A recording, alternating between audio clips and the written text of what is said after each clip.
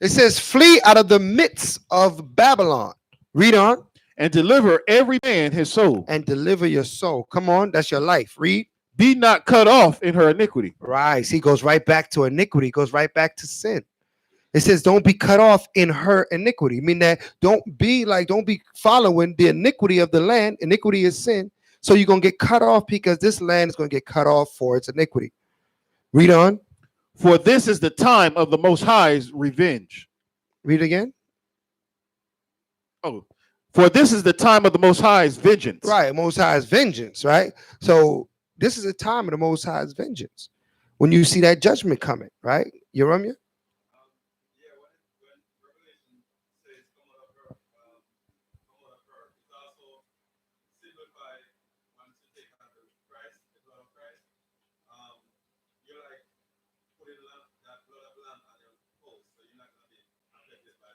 Or the death angel coming in. Yeah. Protect yourself from the death angel. That's right. All right. Read on.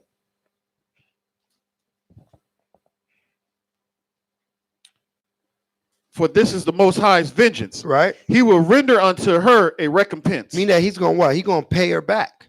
He's going to pay this kingdom Babylon back. He's going to render her a recompense. Recompense means payback. Right. Read on. Verse 7. Babylon have been a golden cup in the Most High's hand. Right. Check this out. Read on. That made all the earth. Some of the earth. All the earth. Only certain parts. All the earth. It made all the earth. Read on. Drunken. Drunken. So the whole earth is drunken with the ways of Babylon. Does everybody understand that? Every government, every society, every, how other words you could put it, right? Every community, right? Every religion is drunken with the cup of Babylon on the earth. So for you to physically run from Babylon, you would have to leave what? The earth. The earth. Get a spaceship. Right? I don't know. Maybe you get a spaceship or something. For you to leave Babylon, don't you understand this? You have to leave the earth. Because the whole earth is drunken with the cup of Babylon. The only other way you can, physically I'm saying, right? The only other way you can leave Babylon is right here. So your body need not go anywhere. Right? Right here you can leave Babylon. By you not holding on to the ways that you were taught in these societies and these kingdoms, right? We speak heavily against America, but trust me, if I was in England, I'd be speaking against England. If I was in Africa, I'd be speaking against Africa, right? If we was in South America, we was in Brazil right now, I'd be cussing the Brazil government out. It don't matter what government we are, it's all Babylon. Does everybody understand that? We have to make sure we understand that there's no safe haven on this earth, but in your spirit, what you're in control of, right? You're in control of your deliverance. It's what you do, how you think, your actions, right? If you hold on to pride, envy, malice, right, all the fruit of the wickedness, right? We got to get that off of us and put on the fruits of the spirit, which is joy, love, happiness, right? All right. Judgment, right? These things are the fruits of the spirit, right? Read on. The nations have drunken of her wine. The who? The nations have drunken of her wine. All the nations have drunken of her wine. Come on. Therefore, the nations are mad. Therefore, they crazy. All right. They're mad. They've all drunken of her wine. Come on. Babylon is suddenly fallen. Is what?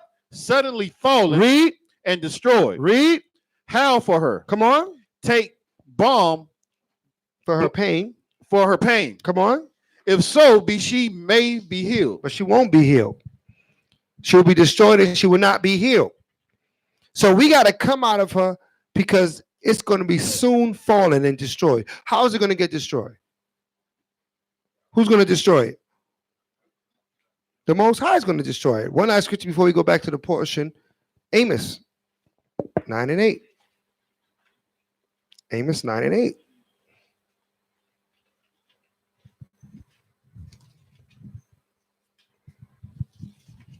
Amos 9, verse 8. Amos chapter 9 and verse 8. Come on. Behold, the eyes of the Most High power or upon the sinful kingdom. Upon what? Upon the sinful kingdom. So what kingdom is the sinful kingdom? What's the sinful kingdom? Babylon, right? Egypt, Sodom, right? The kingdom that we are in is the sinful kingdom, right? It's a, you look at the word sinful, you could turn it, read it the other way, it's full of sin. Is not this land full of sin? Right? They promote homosexuality they're beyond homosexuality now. Now they just pretty much changing. I don't know, what do you call it now, right? It's gotta have a new word. Homosexuality doesn't even explain where they at right now, right? Gender transgendering, and they promote these things. They promote the lawlessness of our people.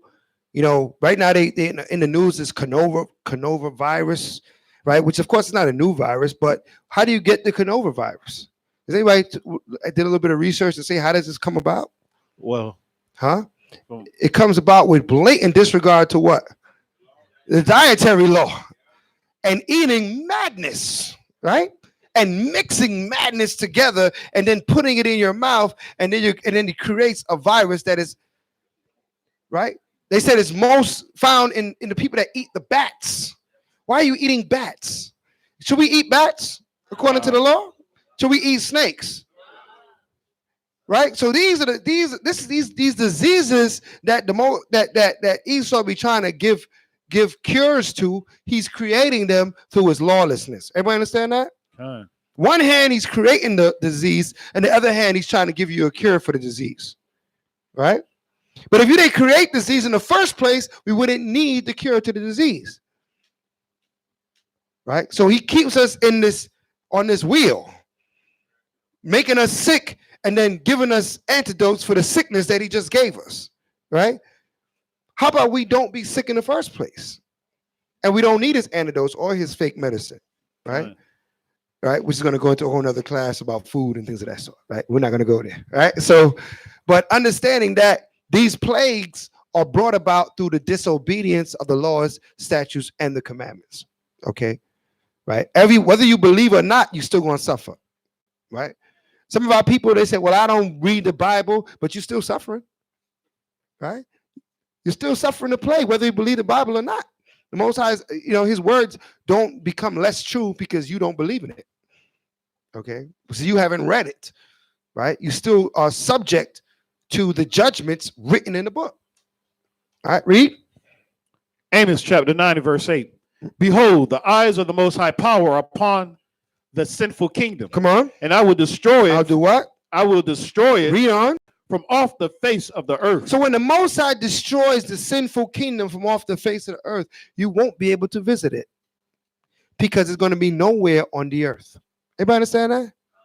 The sinful kingdom will be no longer on the earth. So it doesn't matter if it was China, Asia, Africa, Antarctica, right? The sinful kingdom will no longer exist. So what does that mean for everybody that's going to be on the earth in that day? They're going to what? They're going to have to be keeping the what? The law, statutes, commandments.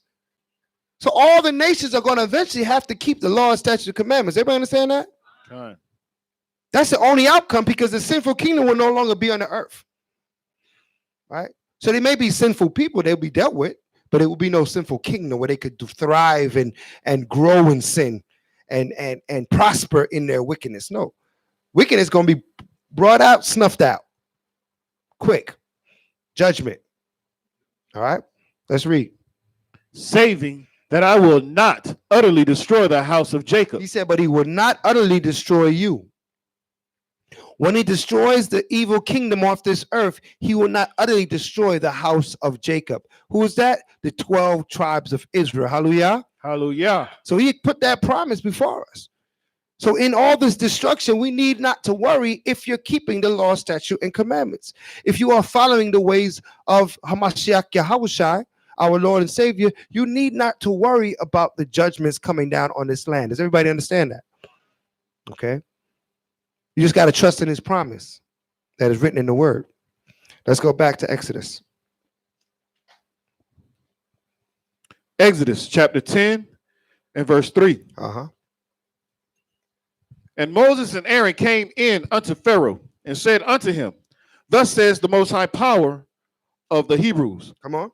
How long wilt thou refuse to humble thyself before me? Let my people go, that they may serve me. Else, if thou refuse to let my people go, behold, tomorrow will I bring the locusts unto thy coast, Come on. and they shall cover the face of the earth, that one cannot be able to see the earth. Mm. And they shall eat the residue of that which is escaped, Mm-hmm. which remaineth unto you from the hail, and shall eat every tree which groweth for you out of the field. Right. So the trees that will grow for food and all the plant life that was there that the hail didn't destroy yet, because they remember the hail came down and destroyed a lot of the plant life, a lot of the vegetation. The hail had fire within it, right? And brought down a destruction on that land as it is. He said, listen, now I'm going to send the locusts to reap up the little plant life you have left to eat if you do not let the people go. Read on. Verse 6. And they shall fill the houses, and the houses of all thy servants, Mm-hmm. and the houses of all the Egyptians, which neither thy fathers nor thy fathers' fathers have seen, since the day that they were upon the earth unto this day. And he turned himself and went out from Pharaoh. And Pharaoh's servants said unto him, How long shall this man be a snare unto us? Right. Let the men go. Right. So the people started to what? They started to come against Pharaoh now. They come against their leadership because they're like, yo, Pharaoh, you keep holding on to these people, and we going through all these plagues. So that's what when a house is divided against itself, can it stand? No. What happened in the land, that when the whole land is full of locusts, right? Right? Give me a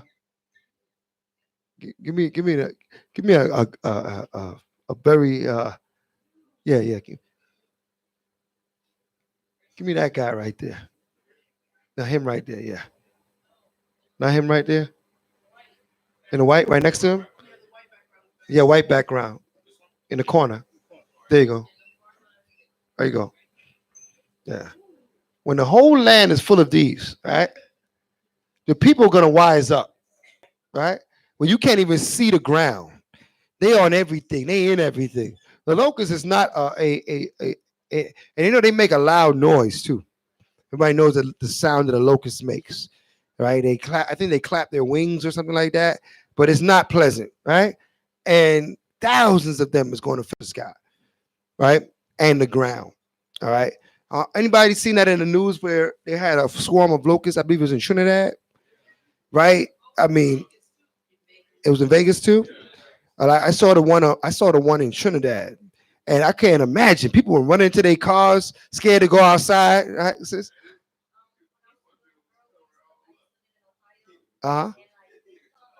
Salaki, hold on.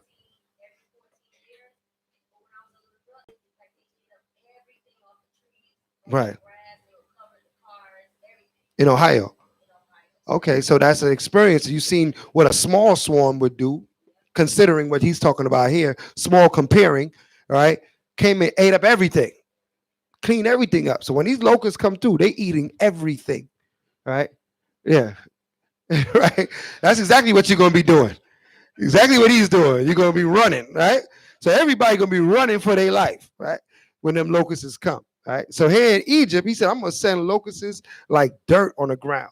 They're gonna be everywhere. They're gonna be in the sky. You're gonna be running. He said, that's gonna be my next portion against you. All right, let's read that. Exodus chapter 10 and verse 7. Chapter 10 and verse 7. And Pharaoh's servant said unto him, How long shall this man be a snare unto us? Right. Let the men go. Come on. That they may serve the Most High their power. Knoweth that not yet that Egypt is destroyed. Come on. And Moses and Aaron were brought again unto Pharaoh. And he said unto them, Go serve the Most High your power. Right. But who are they that shall go? And Moses said, we will go with our young and with our old, with our sons and with our daughters, with our flocks and with our herds will we go. Right. So we're gonna leave. We're not leaving nobody behind. Okay, we're not leaving nothing behind. He said we're gonna leave, and all of our with all of our possessions, we're going to people. leave. Right, and all our people, and all of them. Read, For we must hold a feast unto the Most High. Con. And he said unto them, let the Most High be with you, as I will let you go, and your little ones look to it, for evil is before you. Not so, go now ye that are men, and serve the Most High, for that ye did desire, and they were driven out from Pharaoh's presence. Mm-hmm. And the Most High said unto Moses, stretch out thy hand over the land of Egypt for the locusts, that they may come up upon the land of Egypt and eat every herb of the land, even all that the hail have left. Come on. And Moses stretched forth his rod over the land of Egypt. And the Most High brought an east wind upon the land all that day and all that night. And when it was morning, the east wind brought the locusts. And the locusts went up over all the land of Egypt and rested in all the coast of Egypt. Come on. Very grievous were they. Very grievous were they. I mean, that what? It was not pleasant to have these locusts here. All right. So now the scriptures say the east wind brought the locusts, right? So now there was a wind coming, from the east. And these locusts were gathered within that wind. But what really brought the locusts? The Most High brought the locusts. What in the locusts, what in the locusts drove them to come into Egypt? All right. Hold that. And let's get Sirach 39:28. Because we have to understand, Esau will try to give you some sort of scientific reasoning on why these things took place. Right? He tried to explain the Red Sea. He tries to explain the frogs. He tried to explain everything scientifically. Right? But the Most High is in control of science. He created science and every creature and every element that we see. So let's take a look at this. Let's get this understanding. What drove the locusts to Egypt? Sirach. Sirach in the Red Apocrypha, page 94 and verse 28. There be spirits. 39:28. Yeah, everybody 39. got it? Sirach 39, verse 28. Ken, when you got it. All right, let's read. All right, Sirach chapter 39, verse 28. There be spirits that are created for vengeance. There be what? There be spirits that are created for vengeance. So all that was driving the flies, driving the locusts, driving the frogs was the spirit that was created for vengeance. So the Most High created a spirit for vengeance, and that spirit can fill anything and anyone. Everybody understand that? Read on. Which in their fury lay on sword strokes. Within their fury, when they're sent after someone, it will lay on sore strokes. Okay, sore strokes. Sword. Yeah, S-O-R. Sore. Yep. The strokes that's going to hurt. Yep. Sore strokes. Strokes, hurtful strokes. Read on. In the time of destruction, they pour out their force. Come on. And appease the wrath of him that made them. Right. They appease the wrath of him that sent them. The Most High sends these spirits. They go into anything and they appease the wrath of the Most High. Does everybody understand that? So when we see destruction, we see things happen, we got to understand the Most High is involved. Everybody understand that? I saw a lot of different understandings, I'm going to bring it up shortly. I won't bring it up again, right? But about this Kobe Bryant and his daughter, right? And the 8 other people that was on that helicopter, all right? When the Most High sends out that call for death, then death will occur. Everybody understand that? To deny that death is to deny the Most High. Everybody understand that? So whatever judgment he lay out, thus saith the Most High. We have to have that understanding in our spirit. We can't get emotionally attached when we see the Most High's work. being laid down on this earth. Everybody understand that? Con. Because you're going to stress only yourself out. All right. But the Most High is still going to do his work and his will. But we should glorify in the Lord's work.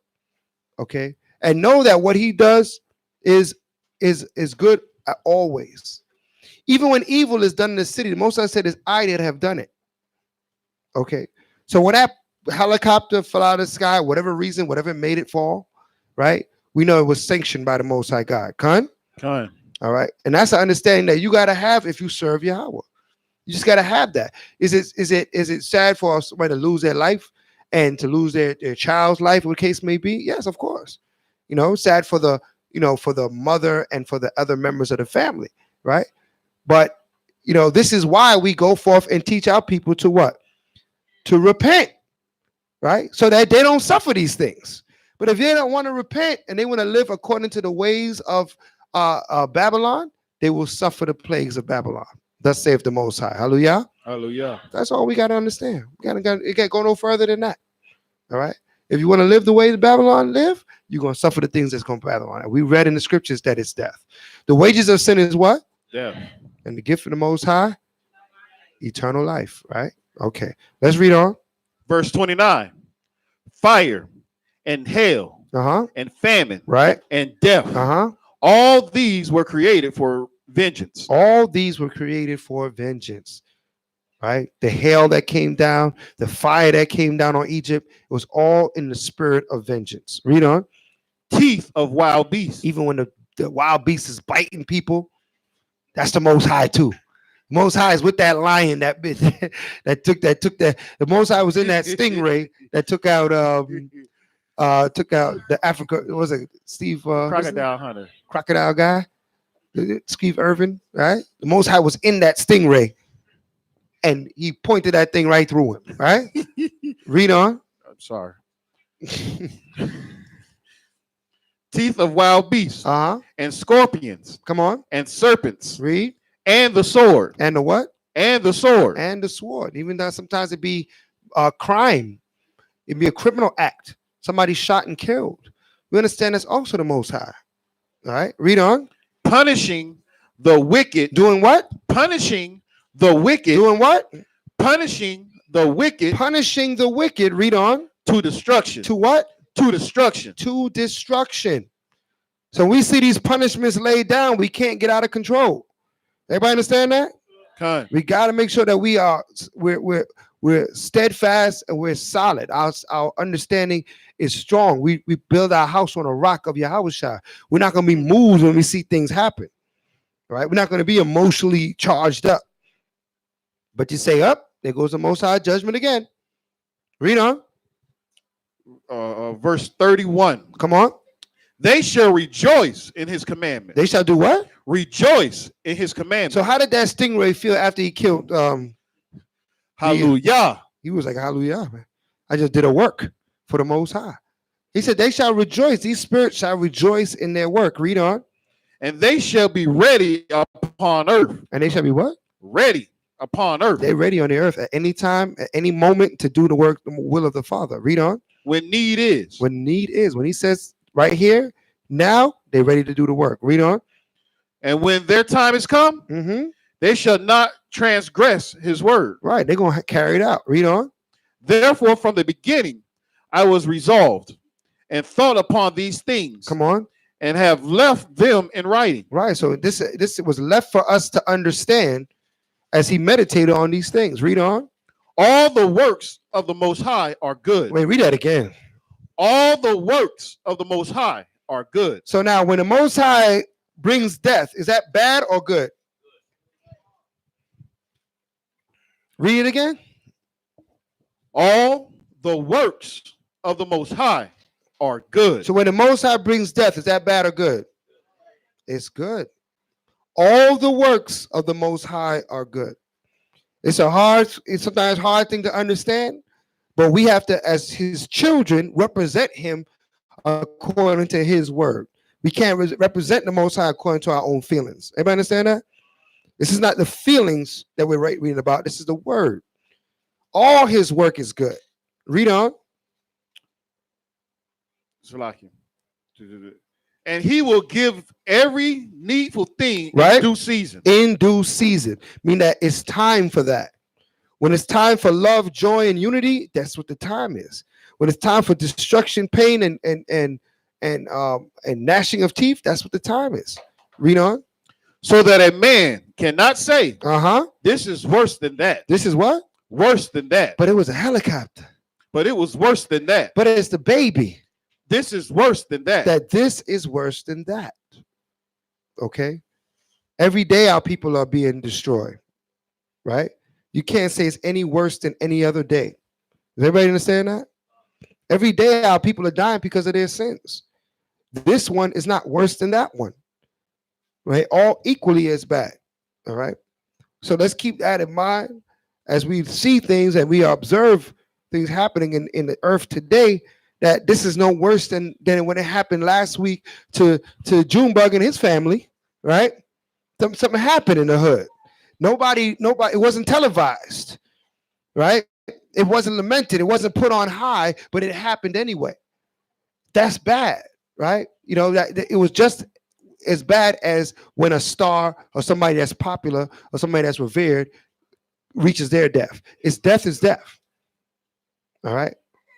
The Most High doesn't have more value on us according to our monetary wealth or our abilities on this earth. Everybody understand that?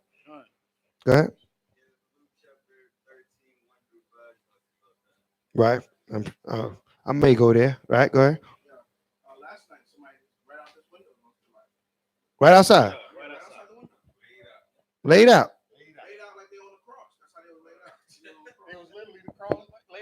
Laid out. It didn't even make the news, huh? Right? That one was just as bad. Somebody lost a son or a father or a brother, a loved one, right? Right?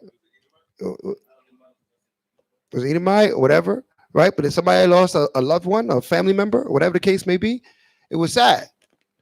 All death is sad to us, right?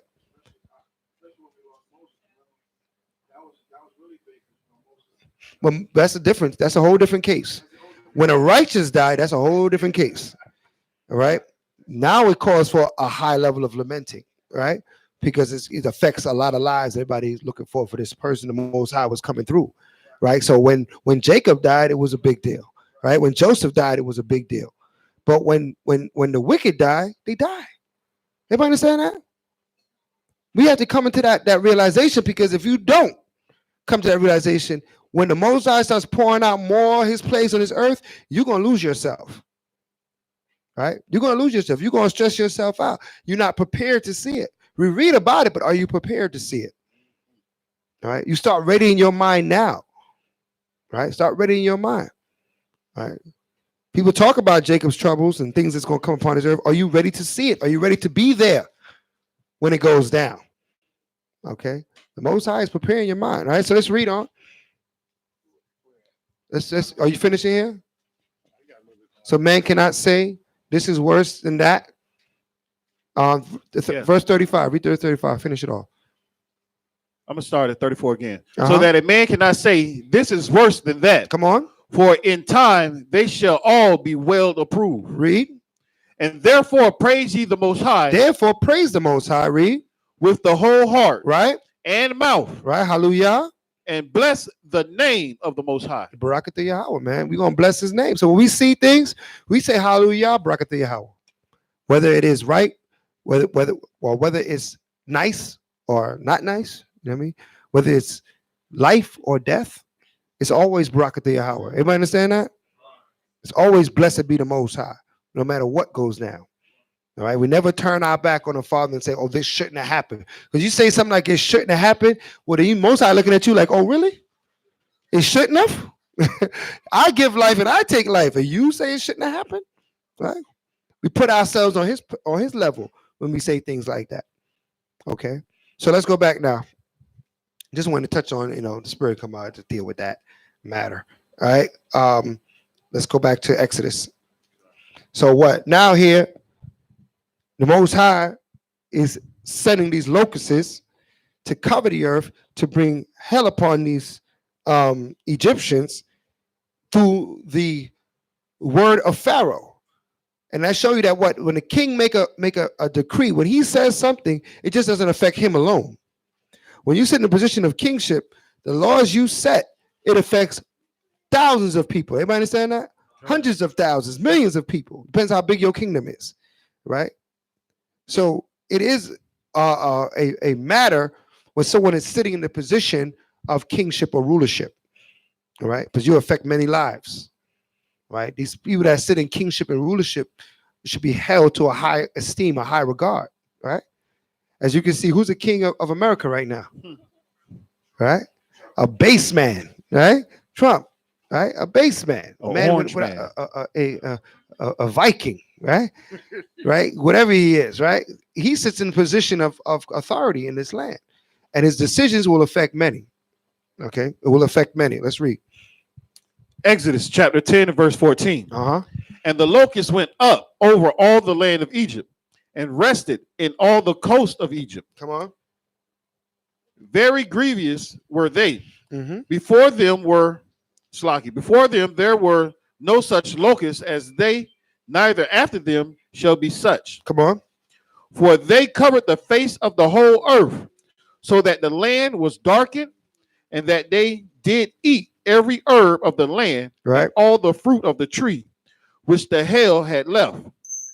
And there remained not any green thing in the trees or in the herbs of the field, Mm-hmm. through all the land of Egypt. Go on. Then Pharaoh called for Moses and Aaron in haste, and he said, I have sinned against the Most High your power, Mm-hmm. and against you. Right. Now therefore forgive, I pray thee, my sin only this once, and entreat the Most High your power, that he may take away from me this death only.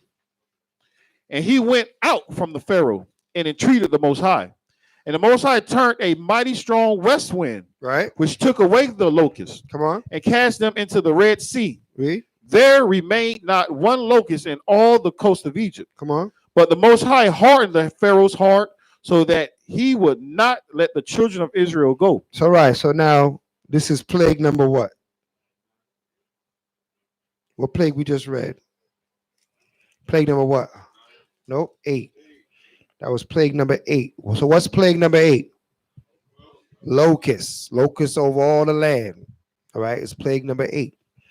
And even after that, he prayed, it weakened Pharaoh, but he still kept his heart. His heart was still hardened. But you can see his people starting to turn against him.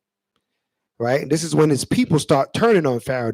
The people of Mizraim, the people of Egypt, started to turn against their leader, their Pharaoh, saying unto him, you're bringing hell upon us.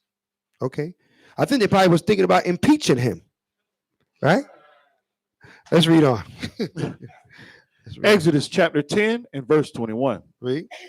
And the Most High said unto Moses, Uh-huh. stretch out thy hand toward heaven, Mm-hmm. that there may be darkness over the land of Egypt, even darkness which may be felt. Mm. And Moses stretched forth his hand toward heaven, and there was a thick darkness in all the land of Egypt, Right. 3 days. 3 days. He brought some darkness in Egypt that you felt it. I don't know what kind of darkness that is, but I don't want to experience it. Right? That you felt the darkness. No light was able to brighten this darkness. People had fire. They know how to light fires and things like that stuff, but the darkness was so heavy, the fire couldn't even give them the light that was adequate. All right, read on. Verse 23. They saw not one another, Mm-hmm. neither rose any from his place for 3 days. Right, they couldn't even see. If Sheshwan sitting right here, I wouldn't be able to see him. That's how dark it was.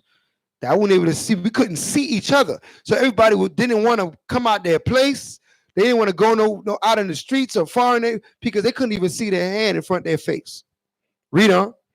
But all the children of Israel Uh-huh. had light. Had what? Had light. Had what? Had light. We had light, man. We was out there having, chilling, right? You know how it is when you don't have to go to work, right? Man, listen, you barbecuing, you just happy for no reason because you ain't got to. There's no labors going on in Egypt. Why? Because it's straight darkness. right? So nobody had to go to work. So we hanging out, kicking it like we do down here when there's a hurricane, right? Nobody be mad at, oh, we can't go to work. We so upset. I ain't never been upset about that. Shoot, Nope. we go kick it. We go who cooking, right? That's all we want to know, right? Who got propane in their grill, right? Up north when we was in New York, it was a blizzard, man. When we had a bad snowstorm and they shut down everything, we didn't have to go to work or school, man. It was a party. Whose house we going to, right? How we going to enjoy this day, all right? So the people in Goshen was enjoying all of this. All right, read on. And the children of Israel had light in their dwellings. Yep. And Pharaoh called unto Moses and said, Go ye, serve the Most High. Only let your flock and your herds be stayed. So now Pharaoh's still trying to have some sort of power. So he said, okay, you can leave, serve the Most High, but leave your flocks here with us, right? Because, we got to eat, right? You probably say they belong to us, right? Read on. Let your little ones also go with you. Yeah, take your little ones with you. Come on. And Moses said, Thou must give us also sacrifices and burnt offerings, that we may sacrifice unto the Most High our power. Uh-huh. Our cattle also shall go with us. There shall not any hoof be left behind. He said, I'm not going to leave one hoof behind. He's talking gangster now. He said, I'm not going to leave one hoof behind. Don't tell me the people go and leave the cattle. He said, nah, we all got to go or we ain't going nowhere. Okay. And you got to have that mentality. It's all or nothing. Right. We ain't settling for no partial kingdom or any partial blessing. We want the full blessing. Everybody understand that? Right. Everything that was promised to Abraham, Isaac, and Jacob, that's what we require. Anything less than that, you can't hit us with no consolation prize. Right? We're not going to settle for $1 million. What is $1 million if we had a million acres, exactly. Right? And our freedom for our people. So you can't hit us with no consolation prize. He could have hit Moses with a compromise. He trying to negotiate with Moses. There's no negotiation when it comes to righteousness. It's either right or it's wrong. Everybody understand that? All right. It's all in, man. Either you all in or you out. So Moses understood that. He said, nah, I'm not going to leave one hoof behind. Everything that I'm supposed to leave here with, that's the only way I'm leaving here with. Or else I'm not leaving. All right, let's read. For thereof must we take to serve the Most High our power. Mm-hmm. And we know not with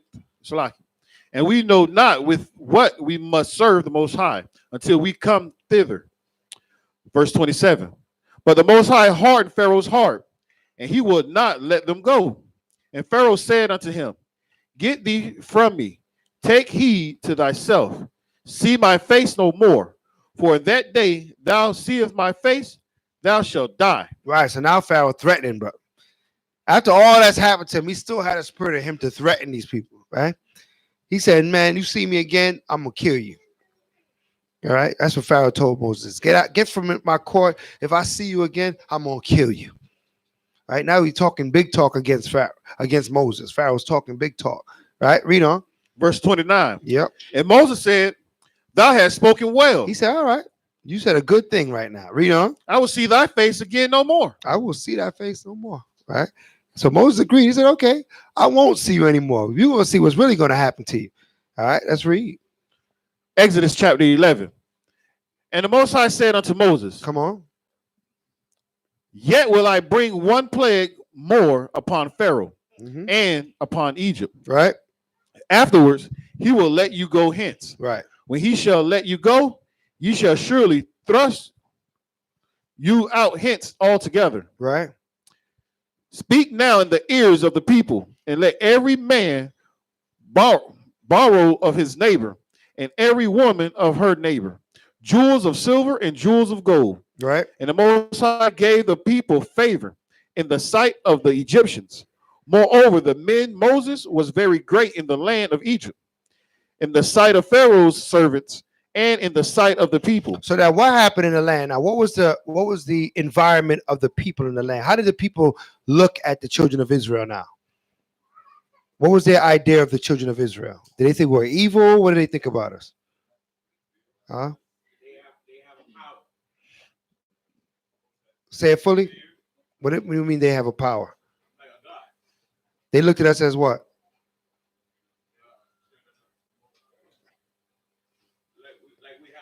Right, like we are the children of the Most High. They recognize that we are the children of the Most High. After those plagues, right? After they start seeing the evidence, they said, "You are the children of the Most High." Even to this day, how many times do we see on these YouTubes a white man or something saying that the black people are the children of the Most High? Why is he saying that? Why is he saying that?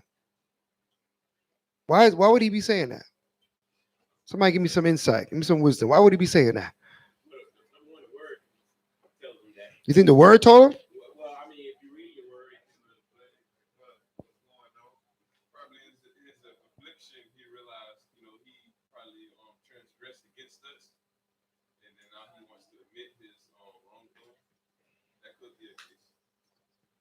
Okay. What else? Anybody else? You Ramya?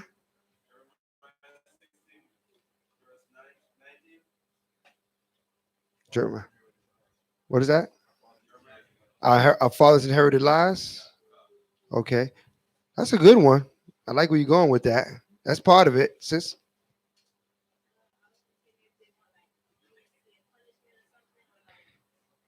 They want leniency, right?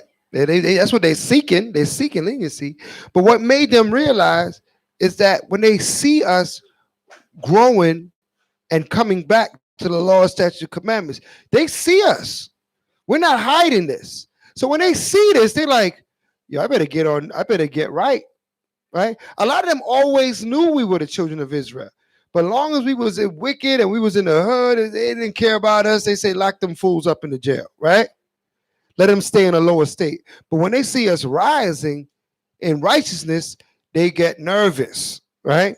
So there, a lot of them are on these Edomites are on these YouTubes because they just nervous. Like the sister brought out, they're seeking some leniency because they're like, yo, the Most High is with these people. When they hear your breakdowns, they hear you cracking and getting in this word, and they see that everything that they've learned, right? Give me that. Matter of fact, we don't get that verse, Jeremiah, right? Right. 16:19. When they look at our videos, because they see our videos, and they see the word being broken down like they never heard it before, they see the wisdom coming out, they get nervous. You gotta think of it from a white man perspective. He's like, oh man, they waking up and them prophecies and what I'm seeing, I need to do something, right? Same thing the Egyptians were saying. That's why he said he could have borrowed the gold and silver from the Israelites. After all these plagues, the Egyptians wanted to be on your side. They wanted some favor from the children of Israel, right? Even if I could do something for you that would make my life a little bit better.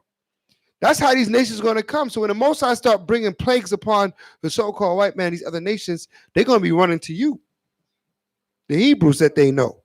They're going to be coming to you and saying, man, how could I help you? What could I do for you? Don't get dismayed and don't lose your position by thinking, oh man, they're not all Edomites are bad or something like that. They are all bad, right? But they're going to be humbled when the Most High starts showing his power within you. Hold on before you read that verse. So I can read that verse. Jeremiah chapter 16 and verse 19. Uh-huh. O Most High, Read. my strength and my fortress. Come on. And my refuge in the day of affliction. Come on. The Gentiles. The what? The Gentiles. The nations around us. Read on. Shall come unto thee from the ends of the earth. Uh-huh. And shall say, surely our fathers have inherited lies. Yeah, we've been Christianity, Catholicism, all that was the lie. You are the real Jew. We see it happening already. Read on. Vanity and things wherein there is no profit. There's no profit in our money and our riches, everything that we have given. He said they're going to say there's no profit because even to a rich man, all a rich man want to do is what? Get richer. No. What do you want to do? If you're rich, what you want to do? Wow. You want to stay rich, but you also want to stay alive. Yeah. All you have is life now to want to. You don't have to try to obtain more things. You got what you need. You don't want to die, right? So when they see that death is coming to those that what that come against the children of Israel, and all they want to do is live, they're gonna try to get on your good side. Everybody understand that? We can't let that dismay you or distract you. Okay. So when they went to borrow the gold and the silver from the Egyptians, they understood that the Egyptians, they just was scared, nervous. They didn't want nothing. They wanted to any way they could get a little favor from the children of God.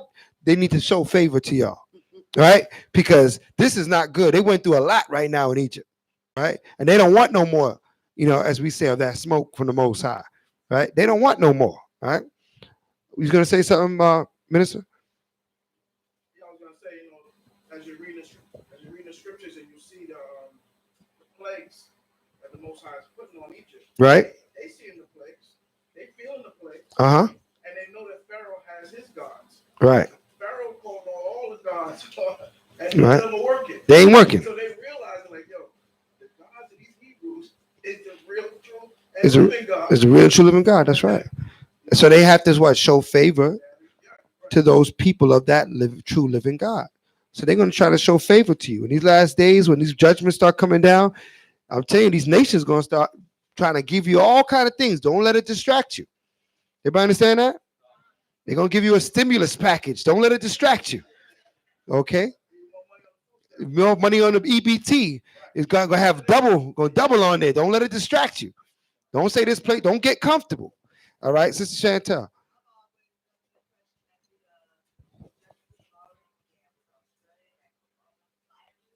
Right, the coronavirus. What about it?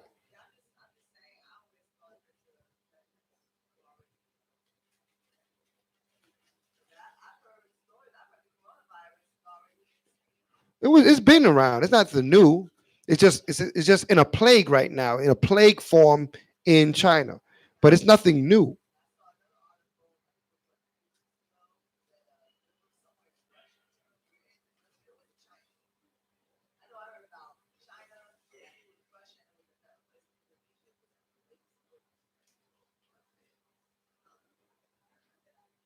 Where the coronavirus was present, but it's present all over the earth, man. It's breaking out in China at an alarming rate, but it's present all over the earth. Okay, it's all over the earth. It's nothing new. It's one of Esau's plagues that he got because of the wickedness that he does. When you start mixing with these animals and devouring, doing things that you're not supposed to do, it's not just the act that's wrong. It creates a chain reaction of evil on the earth. All right. So, you do one thing, you think you're just polluting the air, but you pollute the air, which pollute the plants, which pollute the animals that eat the plant, which pollute. It's a whole reaction that comes after that. So it's a sin that you commit, and then there's all the sins that come subsequently for that sin that you have committed. Okay, and that's what they're suffering. These things are coming back upon their own head. All right, we know that the Chinese are known to eat anything, right? Right, we know that. Everybody, the earth knows that they will eat anything. They'll eat you if you stand still too long, right? So we know that, right? We got that down packed, right? But we still go to the Chinese food restaurant. I don't understand it. All right. I don't know what Mugu Gai Pan is, and I don't want of it. I don't want none of it, right? But Chow meow man. yeah, we know we said chow meow, right? Y'all still want to eat that chow meow? I like that, right? So you got to stay out of those places. Why would I eat from somebody that eats everything? Just think about that. If I know you eat everything, I don't want to eat. No, you telling me it's chicken. I don't trust you, right? Because you eat everything, right? So, huh? Even that. So that's even worse. That's even an alarm. That's even more alarming. Some man does eat everything, won't eat what he gave you. So what do you give you? All right. Let's read. Exodus chapter 11 and verse 4. Uh-huh. And Moses said, "Thus says the Most High, about midnight will I go out unto the midst of Egypt. Come on. And all the firstborn in the land of Egypt shall die." Shall what? Shall die. Right. So you're going to kill all the firstborn in Egypt. Read on. From the firstborn of Pharaoh that sitteth upon his throne, even unto the firstborn of the maidservant that is behind the mill, and all the firstborn of the beasts. Uh-huh. And there shall be a great cry throughout all the land of Egypt, Come on. such as there was none like it, Read. nor shall be like it anymore. Come on. But against any of the children of Israel, But against what? any of the children of Israel Read on. shall not a dog, Shall not a what? shall not a dog Shall not a dog, read, move his tongue. move his tongue. So who's he? Is he talking about actually a dog barking? La-uh. What is that talking about? Who do you refer to as a dog? Right. In this verse, he's referring to the Egyptians, right? But when you say the other nations, that's a true statement. The Most High look at them as dogs. Let's get it out of the. Let's prove all things. Okay.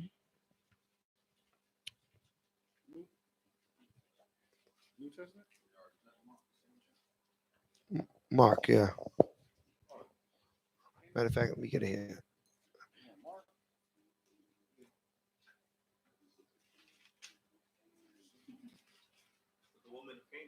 Con.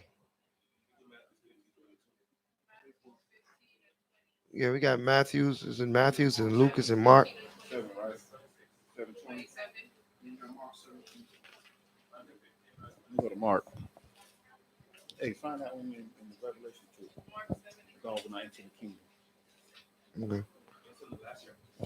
And Revelation? Don't give me that one. Give me Mark. Yeah, I'm Yeah. in Mark. Yeah. Mark chapter 7 and verse 20. Read the whole thing and get straight to the point. Read the whole thing. All right. No. All right, 24. I'm going to start at 24. Mark chapter 7, verse 24. Mm-hmm. And from thence he rose and went into the borders of Tyre and Sidon, and entered into a house, and would have no man know it, but he could not be hid. For a certain woman whose young daughter had an unclean spirit heard of him, and came and fell at his feet. The woman was a Greek, Right. a Syrophoenician. Syrophoenician by nation. Right. So she was a Greek, meaning that she had Greek citizenship, speaking Greek, but she was Syrophoenician by nation, meaning that her lineage. So she was a Hamite. All right. Read on. And she besought him that he would cast forth the devil out of her daughter. Her daughter had a devil in her. Right. Read. And but Yahushua said unto her, let the children first be filled. Let the what? Let the children first be filled. Who's the children? Israel, right? The children of Israel. Let the children first be filled. Read.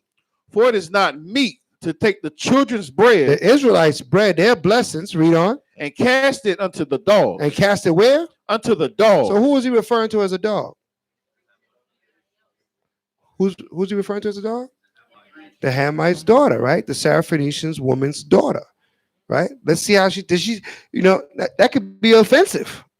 Let's see. Who's she talking? Who's she calling a dog? Right? Let's see what she said. Right? Verse 28. Uh-huh.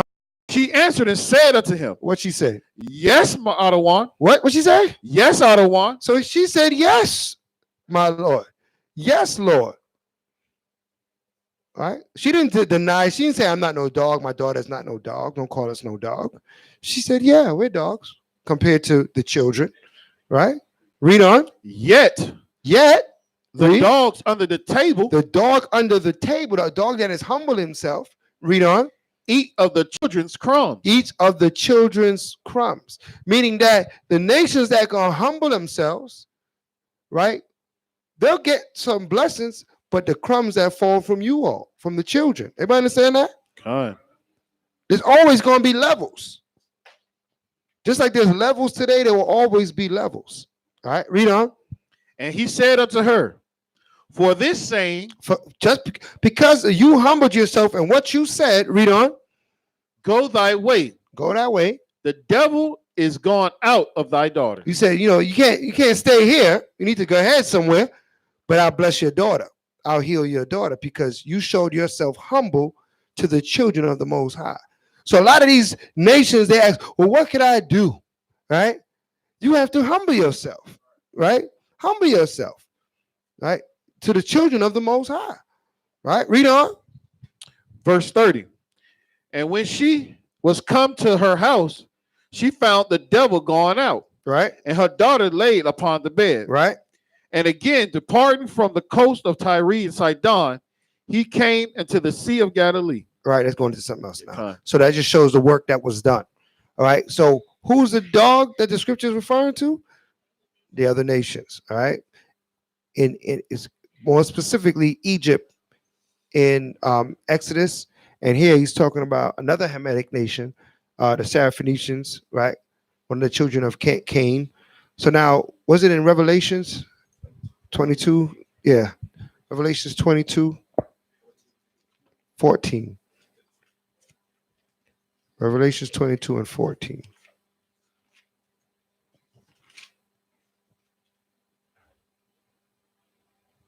Read that.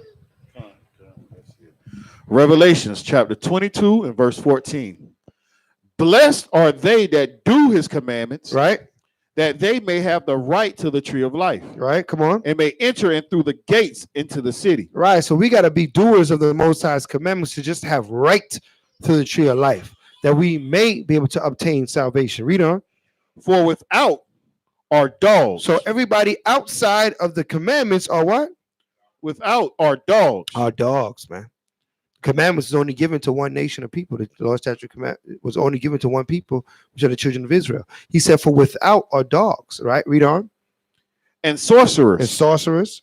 And whoremongers. Whoremongers. And murderers. And idolatries. Idolaters.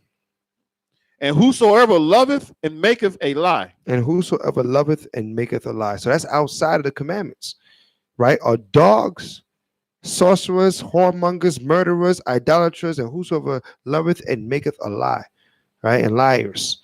That's outside of the commandments of God. He considered them dogs, lower life forms than the children of Israel, than you all that have repented to the Most High, right? Now people ask and say, well, you act like you better than somebody. But somebody might tell you that, right? I am better than even I was before the commandment came to me.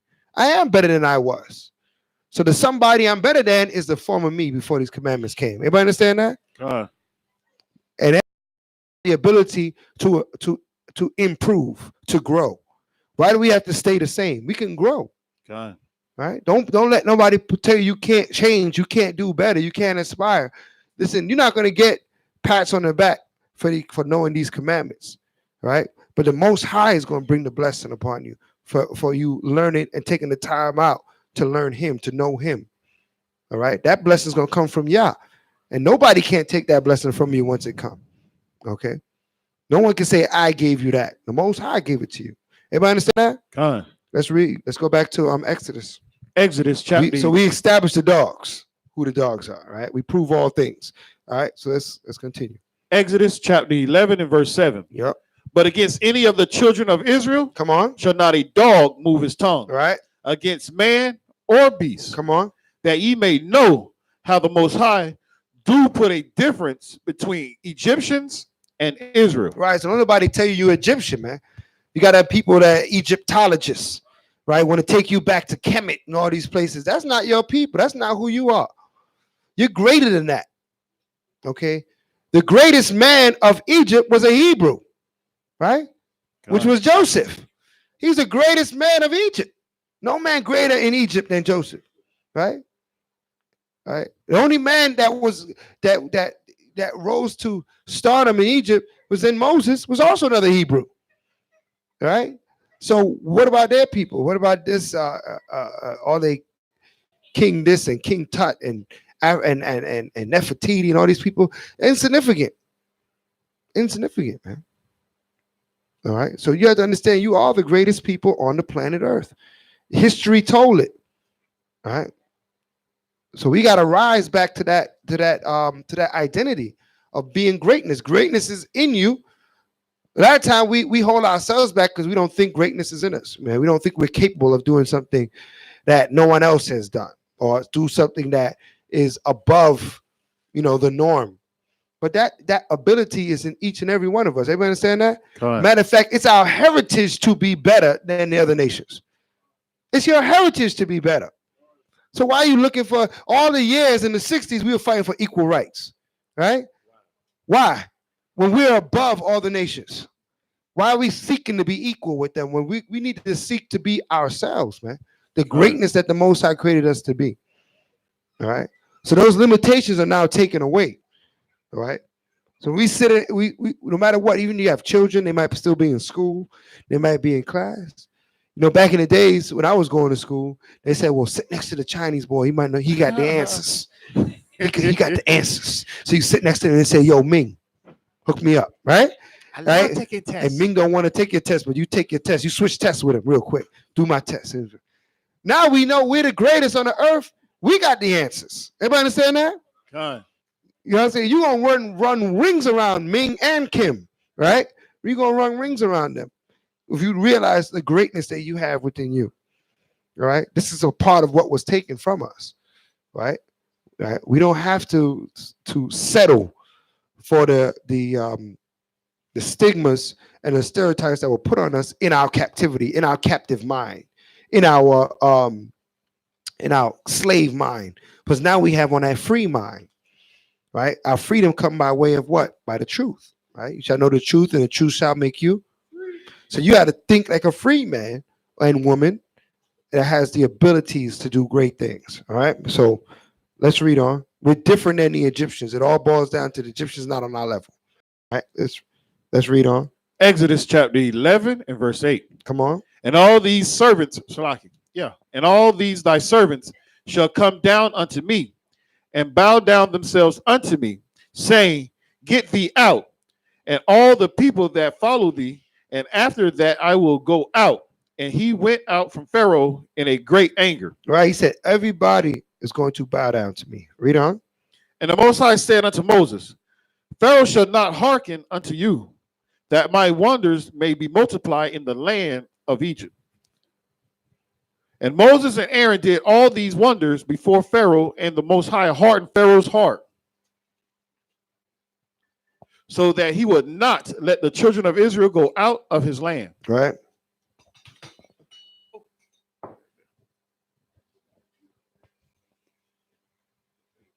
Chapter 12.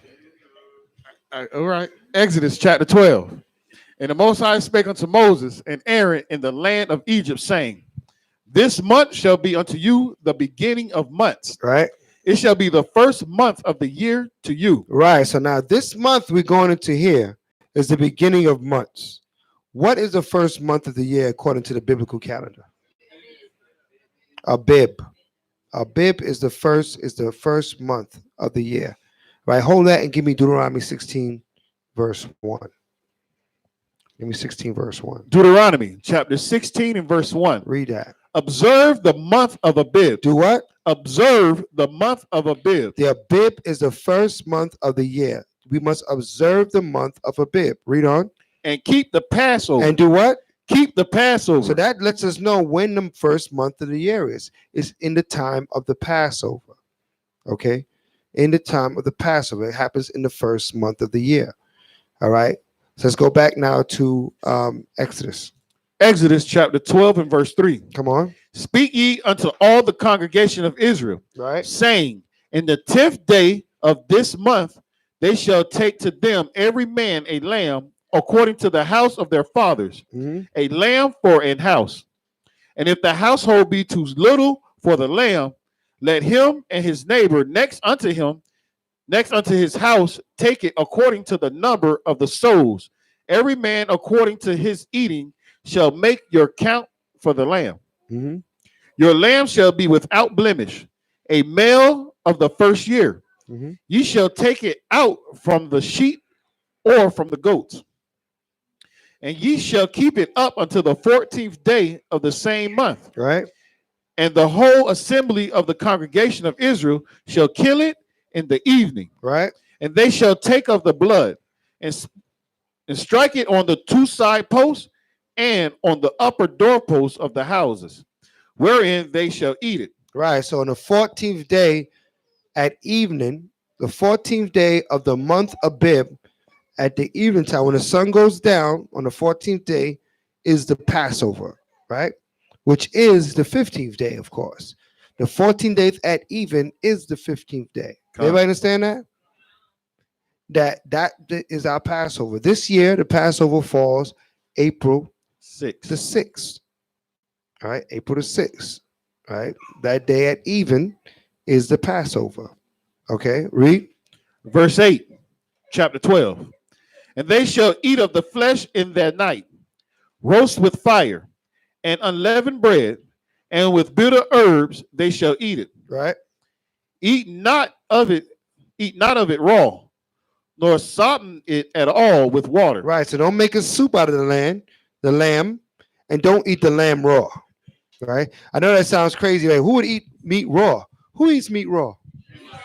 Okay. Whoa, y'all know Okay. that answer. Right.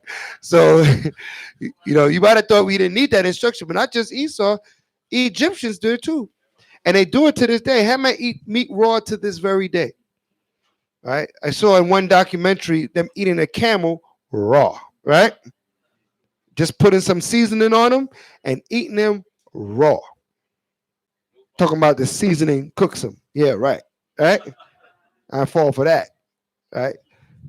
So Most High had to say, don't eat it raw to us because the Egyptians were eating raw meat. Everybody understand that? Read. But roast with fire, Right? his head with his legs, and with the prudence Purpose thereof. thereof. Verse 10. And ye shall let nothing of it remain until the morning.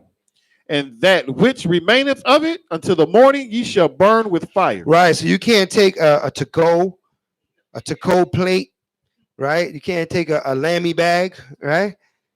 A home of the lamb, right? You eat it that night, and if anything is left over, we have to burn it up. Everybody understand that? This is what we do. We follow these instructions. All right, read.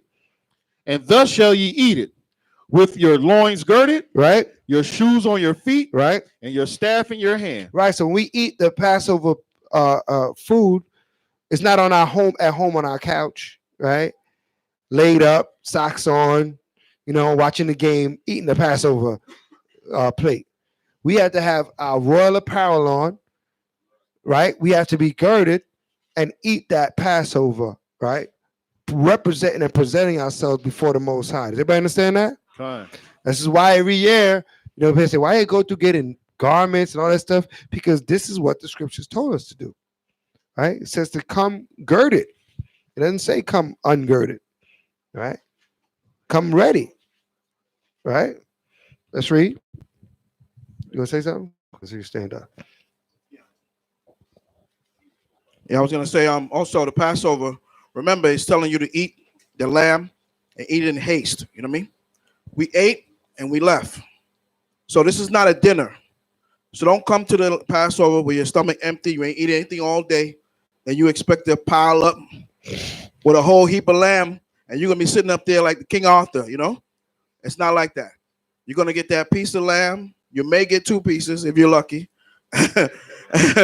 and you're gonna have the unleavened bread. We're gonna have the bitter herb, and we're gonna have the wine. Mhm. You know what I mean? And we're gonna go through the scripture, we're gonna go through the understanding, and this thing is a haste. You're gonna have your staff in your hand, right? This is what we ought to be doing, not like sitting back and we having a big dinner. When we have dinner or a new moon or a feast and stuff like that, then then you can have extra or take some home and things like that for the new moon, but not for this day. This day is not like a dinner. So if you want, I prefer that you eat something at home before the sun go down, nice dinner. So that way when you come here, you're just getting the taste of the lamb. Con? And of course, we got to be on time. It's very important. If we're not on time, and then some people show up 11, 12 o'clock, no lamb, they didn't eat no lamb, you're in transgression. I hope everybody know that.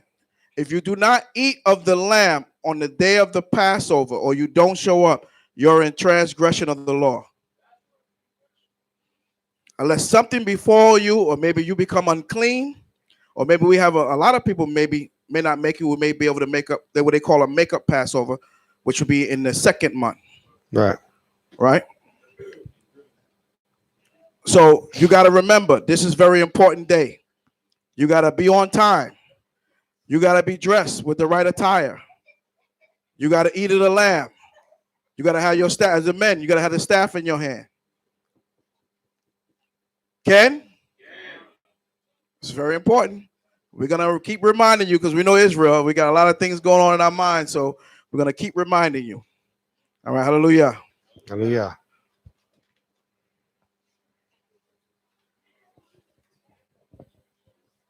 All right, where I left off at. Exodus chapter 12 and verse 10. And ye shall let nothing of it remain until the morning, and that which remaineth of it until the morning ye shall burn with fire. Verse 11. And thus shall ye eat it with your loins girded, your shoes on your feet, and your staff in your hand. Right. And ye shall eat it in haste. It is the Most High's Passover. Right. For I will pass through the land of Egypt this night, and will smite all the firstborn in the land of Egypt, Right. both man and beast, and against all the powers of Egypt. Right. I will execute judgment. I am the Most High. Come on. And the blood shall be to you for a token upon the houses where ye are. And when I see the blood, I will pass over you. And the plague shall not be upon you to destroy you when I smite the land of Egypt. And this day shall be unto you for a memorial, and ye shall keep it a feast to the Most High throughout your generations. You shall keep it a feast by an ordinance forever. Right. So you're going to keep this feast as an ordinance forever. So all through generations, we kept the Passover as a feast. I mean that. What does it mean as a feast? I mean it's a holy convocation. It means that we all come together and we feast. Right. We celebrate the Lord's Passover. Okay. Yes, we did it in haste. We do that part and we reenact that part, but then we feast and enjoy the Lord's Passover. Everybody understand that? Because you got to look through our history of Passover and how our forefathers kept the Passover. Hold that and give me the book of Ezra real quick. 1 and 15. Book of Ezra 1 and 15. In the Apocrypha.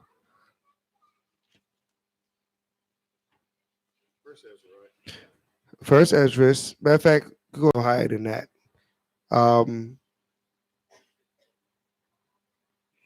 Matter of fact, read 1 and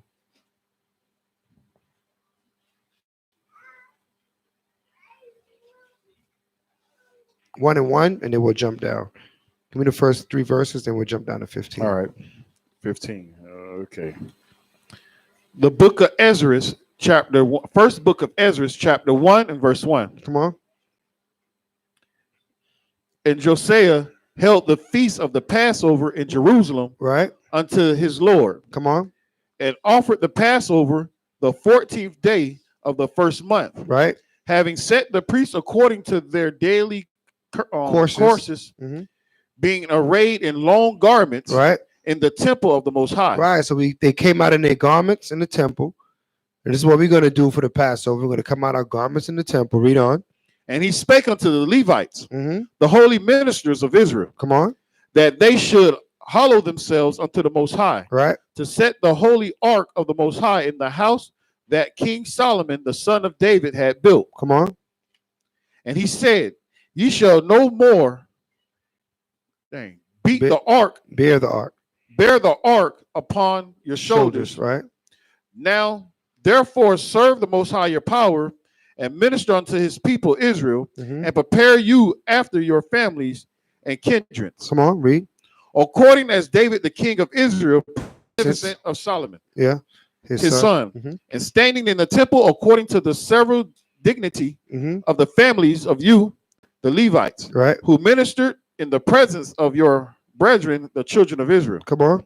Offer the Passover in order, Mm-hmm. and make ready the sacrifice for your brethren, Right. and keep the Passover according to the commandment of the Most High, Right. which was given unto Moses. Right. So we're going to keep the Passover just the way Moses told us to keep the Passover. That's what Josiah, also the King Josiah, had committed to the commission to the people. Read on. Verse 7. And unto the people that was found there, Josiah gave 30,000 lambs and kids, and 3,000 calves. These things were given of the king's allowance, Right. according to the promise to the people, to the priests, and to the Levites. Right. So we had a great large amount. Imagine 30,000, right? Of these lambs had to be given for this Passover. So you can imagine how much people was there. Jump down to the 15th verse. Verse 15. The holy Read the singers, 14th verse. 14th verse. Sorry. verse 14. Right. For the priests offered the fat unto the night, Right. and the Levites prepared for themselves and the priests their brethren, Right. the sons of Aaron. Come on. The holy singers also, the sons of Asaph, Right. were in their order, Right. according to the appointment of David, Right. to wit, Asaph, Zacharias, and Jethaim, who was of the king's retain. Yeah. Retinue. Right. So now this is what was set up. We had the singers, right? We had a feast on the Passover. Okay. So the Passover, yes, is to be eaten, girded, but it is also a feast. Everybody understand that? Right? It's also a night of joy to remember in remembrance of what the Most High has done for his people. Okay. So we are glorifying the Most High on this Passover. Read on. Verse 16. Moreover, the porters were at every gate. Right. It was not lawful for any to go from his ordinary service. Right. For their brethren, the Levites, prepared for them. Right. Thus were the things that belonged to the sacrifices of the Most High accomplished in that day, that they might hold the Passover. Right. So everybody had to do their work to uphold the Passover. So it's a work that needs to be going on in that day to preserve it, to make sure everything is in order. And that's the way we're going to perform the Passover. So let it be known, let it be recorded. April 6th is the Passover of 2020. And we're going to have a wonderful Passover here down in South Florida. So, those that are logged in and things of that sort, make, how do you say, save the date, I believe they say. Save the date and make your plans to be a part and to be arrayed with the children, with us down here, keeping the Lord's Passover. So let's go back to Exodus and understand it. All right, because we have a full understanding of the Passover. All right.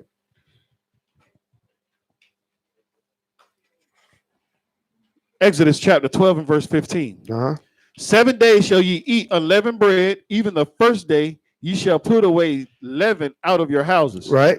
For whosoever eateth leavened bread from the first day until the seventh day, that soul shall be cut off from Israel. All right, come on. And in the first day there shall be any holy convocation. And in the seventh day there shall be an holy convocation to you. No manner of work shall be done in them, save that which every man must eat, that only may be done of you. Right. So from the first day and on the seventh day are holy convocations, meaning that the first day is the Passover, then the seventh day is the closing ceremony of the Feast of Unleavened Bread. Everybody understand that? On those days, there to be no other work but the work that's for the feast. Everybody understand that?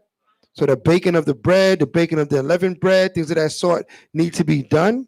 The setting up of the venue where we at, the work that it needs to be done to make sure we have a blessed closing needs to be done. But then after that, that's the only work that needs to be done in those 2 days. Come on. Verse 17. And you shall observe the Feast of Unleavened Bread, for in this same day have I brought your armies out of the land of Egypt.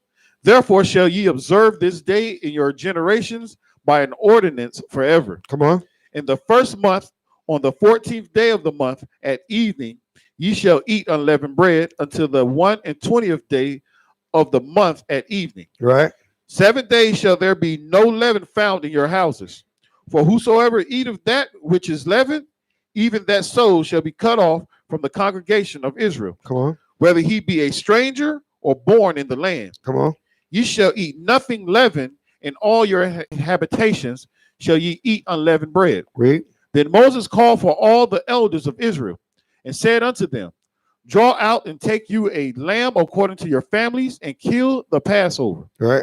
And ye shall take a bunch of hyssop and dip it in the blood that is in the basin and strike the lintel and the two side posts with the blood that is in the basin. Right. And none of you shall go out at that door of his house until the morning.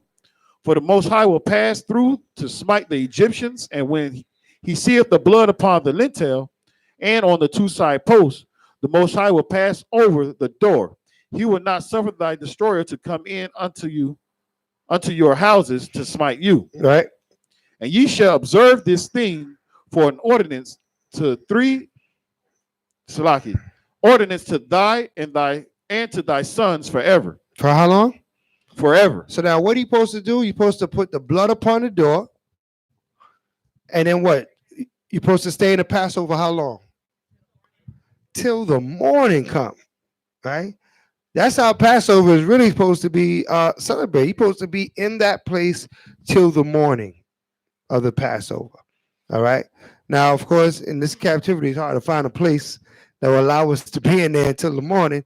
So we, due to that, not having that ability, we close out. We stay as late as they allow us to stay. Right. If the Most High blesses with that type of environment, we're gonna keep it going till the morning. Everybody understand that? All right. I don't want anybody to be looking sleepy-eyed.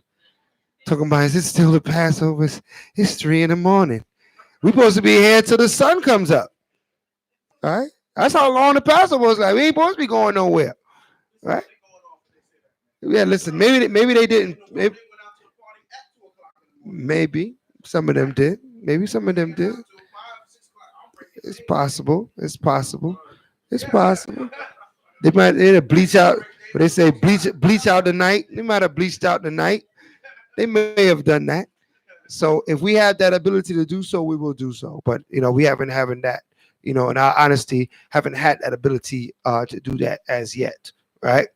So we whatever area we get, the time that it tells we gotta part from that, we part, but we stay as late as possible. In other words, so it's not good. So reason why I'm bringing this up, you don't want to come to the Passover. Okay, we drank the wine, we had the lamb and the bitter herb, and you say, all right, well, I'm out. Right? We should be putting you out of the Passover. You should not be wanting to leave. Everybody understand that? Right? You should be lingering at the Passover until it's completed. But it's not really completed until the sun go up. Okay? So till we see the sun over the horizon, then the Passover is completed. All right, Most High willing, we'll have that ability this year, but we'll see. I know we're not having the Passover at the same venue we had it last year, so we'll see what the new venue has to offer. Hallelujah. Hallelujah. Let's read. Verse 25 in chapter 12 of Exodus. And it shall come to pass, when ye be come to the land which the Most High will give you, according as he hath promised, that ye shall keep this service. And it shall come to pass, when your children shall say unto you, Right. what mean ye by this service? Come on. That ye shall say, it is the sacrifice of the Most High's Passover, who passed over the houses of the children of Israel in Egypt, when he smite the Egyptians and deliver our houses. And the people bowed the head, and Israel went away and did as the Most High had commanded Moses and Aaron, so did they. Right. And it came to pass that at the midnight of the Most High Salaki, the Most High smite all the firstborn in the land of Egypt, Right. from the firstborn of Pharaoh that sat on his throne unto the firstborn of the captives that was in the dungeon, and all the firstborn of the cattle. And Pharaoh rose up in the morning, Salaki, in the night, he and all his servants and all the Egyptians, and there was a great cry in Egypt, for right. There was not a house where there was not one dead. Right. There was not one house where there wasn't someone dead. Right. So that was a grave plague that went through Egypt. Everybody was crying out for their firstborn, man, was dead in their house, man. All right. So if the power that we serve could go through a nation and kill all their firstborn, how difficult would it be for him to, kill one person, one family member? Two, it's nothing for the Most High. He killed all the firstborn in Egypt just to prove his point that you are the children. Yeah, you are his children, right? And, in gang activity, they say Most High put in work, right? That day he put in work on all Egypt, okay, to let it be known not to mess with the children of Israel. Okay, so that's the power that we serve. We have to get to know our God. So we see things happen on this earth. We're not confused. We're not confounded. Okay, we know. Okay, well that's the Most High doing His work. That's part of the work that He does, right? Right. If he's got coronavirus over there, killing those Chinese people, or he's slapping a helicopter out the sky, right? That's His work. We know His work. We recognize it because we know our power. Everybody understand that? Don't deny Him, right? Don't deny the Father. Don't be caught saying that's this or that's that or it's not right, because then you denying the Most High God. Okay, let's read. Exodus chapter 12 and verse 31. Con. And he called for Moses and Aaron by night and said, rise up and get you forth from among my people, Right. both ye and your children of Israel, and go serve the Most High, as ye have said. Also take your flocks and your herds, as ye have said, and be gone, and bless me also. Right. He said, bless me also. Put a blessing on me as you leave. Right, because he recognizes that the power is with the children of Israel at this point.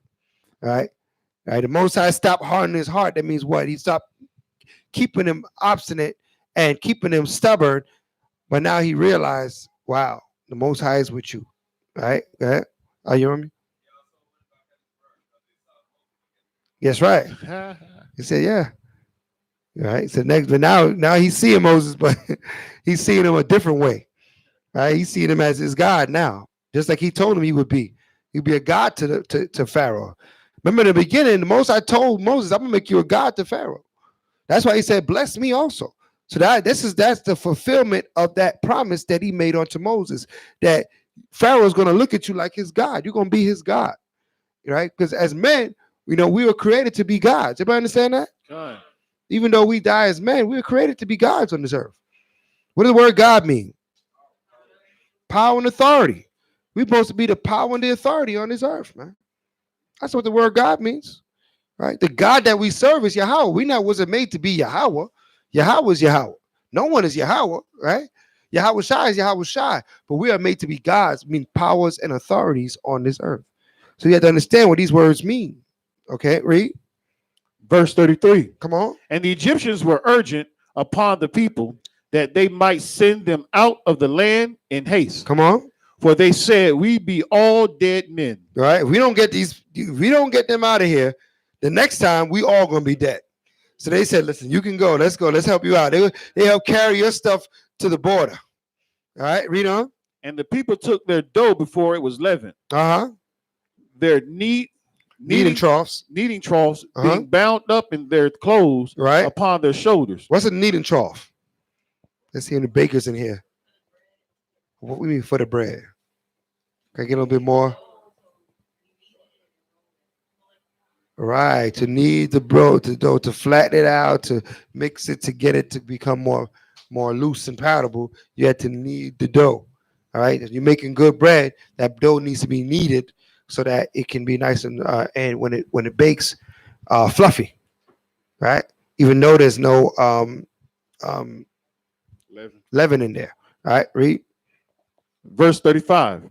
And the children of Israel did according to the word of Moses, and they borrowed of the Egyptians jewels of silver and jewels of gold and raiment. And the Most High gave the people favor in the sight of the Egyptians, right, so that they lent unto them such things as they required, and they spoiled the Egyptians. Verse 37. And the children of Israel journeyed from Ramses to Succoth, right, about 600,000 on foot that were men besides children. Right. And a mixed multitude went also with them, and flocks and herds, even very much cattle. Right. And they baked unleavened cakes on the dough of the dough which they brought forth out of Egypt. For it was not leavened, because they were thrust out of Egypt and could not tarry, neither had they prepared for themselves any visuals. Right. So they had to leave right away. So they did not have time to knead the dough with the leaven and get it uprising, and they just had to bake them cakes on the run, on the move. Okay, so that's why we have the unleavened bread, right? In remembrance of how we came out, but the unleavened bread also have more meaning than that, right? What other meaning does the unleavened bread have? What does the leaven represent? Right. So we're going to leave Egypt, and we're going to leave the sins of Egypt in Egypt. Okay, and we're not carrying them out. Okay, so the leaven represents sin. All right, let's get that real quick.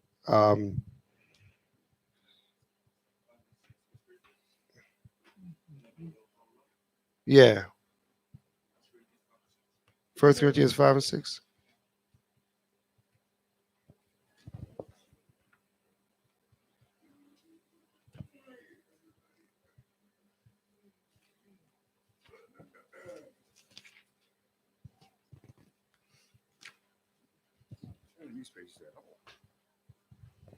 First Corinthians chapter 5 and verse 6. Mhm. Your glorying is not good. Know ye not that a little leaven leaveneth the whole lump? Right, a little leaven leaveneth the whole lump. It doesn't take much. Read on.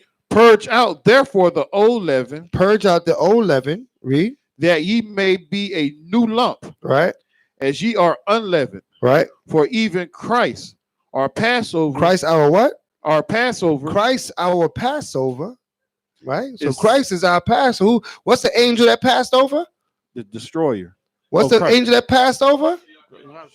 That's right. It's Christ. That he said, Christ our Passover. The angel that passed over us and smote all the The Egyptians destroyer. is Christ, the destroyer. All right. He always been our savior. He didn't just become our savior in the New Testament or in the future. He's been our savior from the time we came out of Egypt. He is the salvation of Israel, Christ. So he's always been our savior. Everybody understand that? Right? This is an understanding you got to have in scripture that the Christ always existed and he was always our savior. All right, read on. Sent by Christ. the Most High. Come on. Christ, our Passover, is sacrificed for us. Mm-hmm. Therefore, let us keep the feast. Let's Not- keep what? Let us keep the feast. What feast are talking about? Read on. Not with old leaven, Not with the old sins. Read on. neither with the leaven of malice Right? and of wickedness, Come on. but with the unleavened With the- bread of sincerity and truth. Right. So not with that old leaven of malice and wickedness. So we putting away, when you start keeping these Passovers, you're putting away that malice and that wickedness, man, that hatred towards your brother, your sister, right? Those wicked deeds, you got to put that away, right? And have that sincerity and truth, man. I mean that what? You mean what you say and say what you mean, right? You working according to what's written in the word. The truth is written in the word. What is the truth? The laws, right? Read on. Verse 9. I wrote unto you in an epistle not to company with Oh, not drop- to company you could with drop that fornication. now. You done with that? Yeah, you done with that. All right. Exodus. Chapter 12 and verse 40. Now the sojourning of the children of Israel who dwelt in Egypt was 430 years. And it came to pass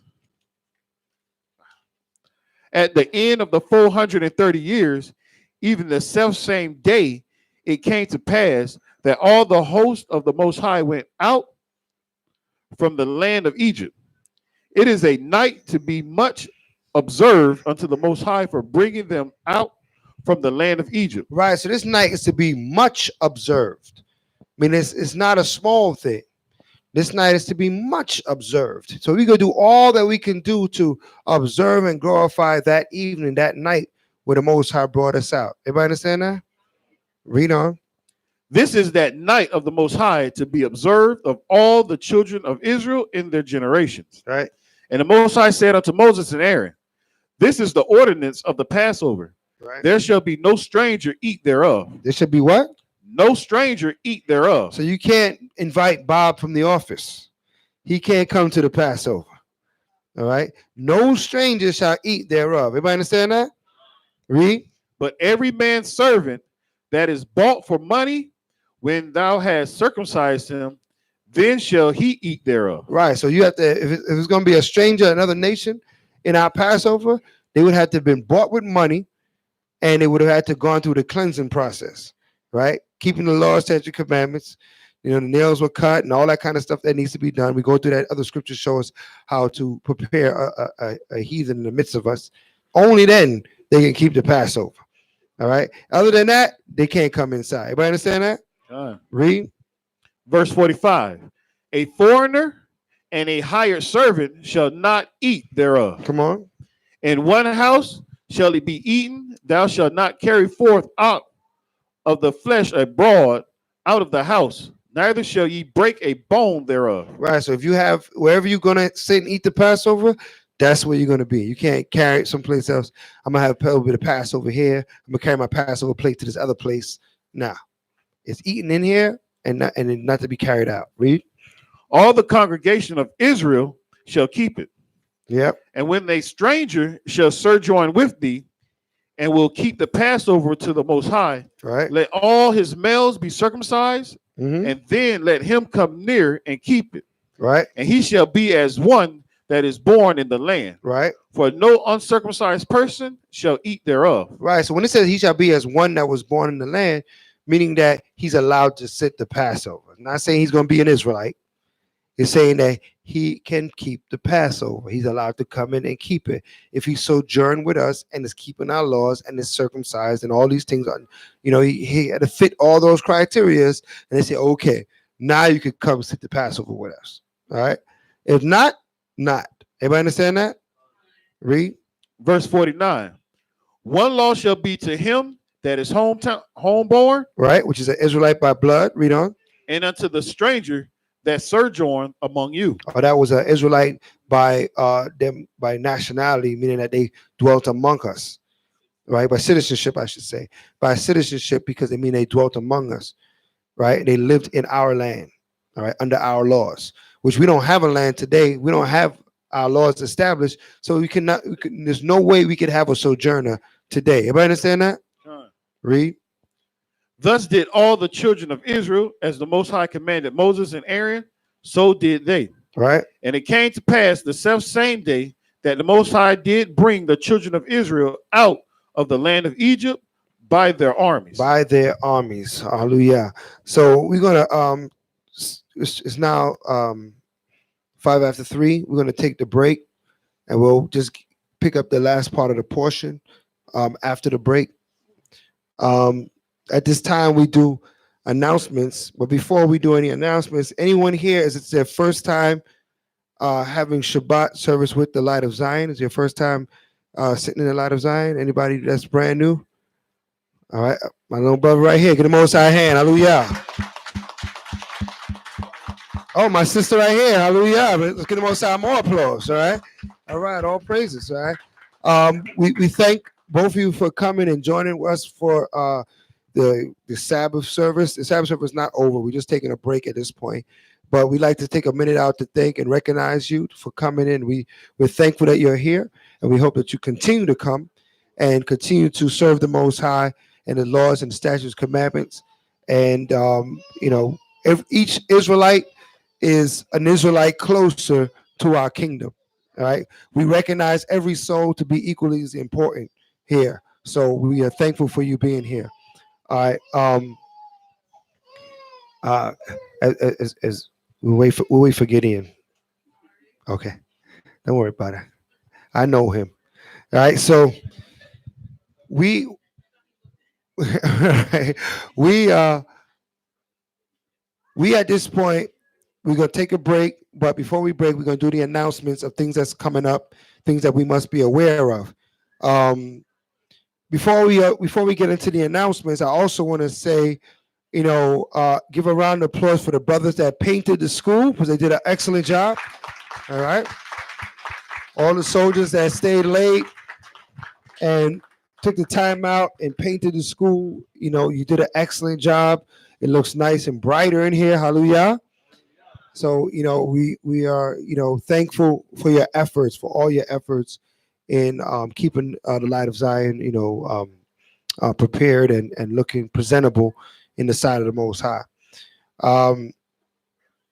At this time, I want to turn the mic over to the minister, and he's going to give us the announcements, dates, times, things that's going on in Yasharala. All right, hallelujah. All right. Hallelujah. So right now, as it stands, the new moon. Shemai. So we give everybody an update on the new moon. The new moon will be February 23rd Mm-hmm. at evening. This new moon is going to be the 12th new moon. It's called the month of Adar. Right. So the next new moon is February what? 23rd. 23rd, February 23rd. Put it in your phones or whatever in your calendar. Write it down. The next new moon, beginning of the next month, is February 23rd. Right? Correct. Correct. The month is Adar, which is the 12th month. Come on. And in that month, right, March 7th will be the day of Nicanor. And March 8th and 9th will be the month, that will be Purim. Right. So March 8th and 9th. That will March be Purim. 8th and 9th. So during that 12th moon, which is in March, it goes from February into March, March 8th and 9th. Well, 7th, 8th, 9th, right? 7, 8, 9. Right. 7, 8, and 9 are all high holy days. The 8th and the 9th is Purim, and the 7th is Nicanor. Right. All right. So Purim is a wonderful event. You know, I mean, we're gonna, I just got put on to some new games that's gonna be at Purim this year. All right. So it's gonna be a wonderful event. It's a time we cast we dwell together. We literally play games. Right. It's a game. That's how you celebrate Purim. But you'll get more knowledge and wisdom on that as time go forward. But just put it in your calendar. All right, games and gifts is a gift-giving holiday, Purim. So if anybody feel like they want to buy somebody a gift, I'm accepting gifts from everybody that day. All right. So if you feel like you want to give somebody something and you just don't have anybody, Give generously. I'm right here. Give it right here. I'll take it. All right. So it's a gift-giving holiday. So we tend to do a bit of a, for lack of a better word, grab bag or whatever the case may be, where we, You gonna say something? That we exchange gifts, and you get someone's name and you could buy them a gift if you want to participate in it. What I mean? Names will be given. The men and the men, the women and the women. Okay, that's how we do it. The gifts are given, and you get someone's name. So that'll come up closer to the date. Read. Go ahead. And then March 23rd. Everybody here. Shemai. March 23rd. Please hope you're marking these things down in your book or on your phone, on your calendar. March 23rd is at evening, is another new moon. That is the month of Abib. Okay, that is the new year. We just spoke about it. We just read about it. Right. March 23rd. And remember, 14 days after that, April 6th, will be the Passover. So I just want to make sure everybody had these dates down because I don't want to hear, well, I can't make it to the Passover because I took off for the Super Bowl. All right? Or I took off for my mother's anniversary. So I'm giving the dates ahead of time. We are still working on a calendar. So we can, get this calendar in for the new year, March 23rd. So we can have that calendar and it will go into the following year. Okay? All right. Also, we have I actually reposted on the WhatsApp. Whoever's on the WhatsApp, reposted for the summit. If you did not purchase your ticket, if you don't know how to do it, it's a brother on there from the Camp Sakari, Guerrilla Hebrew. He will go through step by step on how to purchase your ticket for the summit. All right. What are you gonna say, Karash? Can you purchase at the door? I think it's Khan. Khan? Right. They're not doing cash. They're trying to get away from, doing the cash thing. They want you to go on an Eventbrite and purchase your tickets. Right. If you don't know how to, you can, like I said, I just put it on a WhatsApp on how you can, Guerrilla Hebrew went through step by step on how to purchase your tickets. We gonna say that? Right. I was going to say, yes, if you Just repost purchase on the day of it may increase. So you want to do it ahead of time. You're not going to get it for the 10 if you're going to wait till the day. So right now online is for $10. You can't miss it. It's $10 per event, right? I believe $30 for the whole weekend. and that includes your food. You know what I mean? So you want to grab a hold of that opportunity to buy it from online from the Eventbrite. Okay, so it is an event that and we also benefit from you purchasing them earlier. It helps us prepare for it. So if for no other reason, to help us. Now, the people in here that would have to pay or not pay is anyone that is on staff does not have to pay for the event. Everybody understand that? If you have a specific office or a specific deed that you are performing for the event, a job you have during at the event, then you do not have to buy a ticket. But if you do not have a particular job, then yes, you must buy a ticket. Everybody understand that? Okay. Romeo.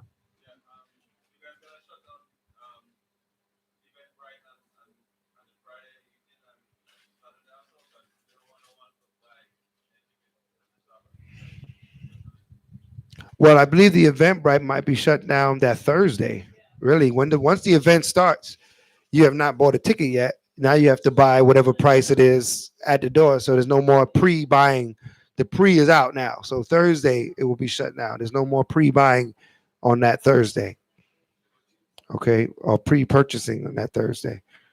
Okay, but nobody would have to buy a ticket on the Shabbat because they can buy it afterwards. Because the Sabbath itself is not an event that's paid; it's free.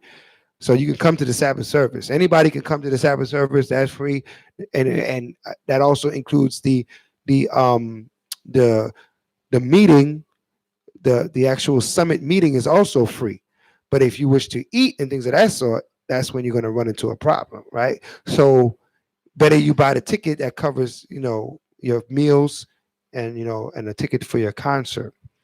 All right, so just keep that in mind. All right, so make sure you purchase your tickets ahead of time. All right, everything is spelled out on the Eventbrite, so you'll see what it is.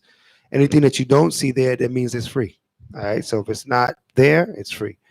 All right, go ahead.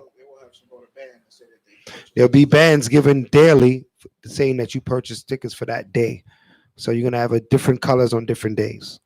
All right, so you have your band, and then you'll be able to eat and drink, without without any problems. All right, go ahead. All right. Also, as you can see, you look around. The brothers did work hard on painting the place. So what we're trying to establish now, the blue tablecloth is nice, but I think we need to change it. It's not really going. So we have some nice color material up here. Me personally, I was thinking this right here would be nice for the actual table, and we put some fringes on it, and then we'll cover it with a clear plastic. You'll still be able to see this gold. But we're asking everyone's opinion, and we need a new curtain also too. So the blue got to go. So we're asking the women and the men, Akim, Wa Akwathium, what color do you think? You can look at it, we can kind of vote on it, and what y'all think, what will look nice behind, right here on this wall. I don't know if everybody can see, but it's one. It's a nice color. I guess you could pass it around. Well, I guess during the break they can come and let you know. Come look at tell it. the minister what they think about it during the break. Right. We'll discuss it and come up We'll with some discuss ideas. what we're gonna do for the table and for the curtain. So we can change it up, so it'll look nice. All right. So I think that's it. That's it. I believe that's it. All right. So we take a break. We're gonna take a break up until 4:00. That means 4:00 sharp. You need to be back in their seats so we can continue in the portion and the lessons for this Shabbat day. Oh, you got a question? So, you got a question? Oh, council. Yes, today's the first of the month. Yeah, that's at the end. That's it. Right. Yeah. Yeah, we have council at the end also. Right. All right. So enjoy your break. Hallelujah.